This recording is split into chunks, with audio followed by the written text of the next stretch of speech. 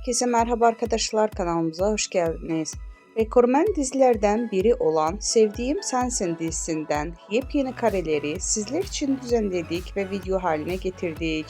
Umarım sizler de paylaştığımız videoları beğenip kanalımıza abone olursunuz. İyi seyirler, hoşça kalın.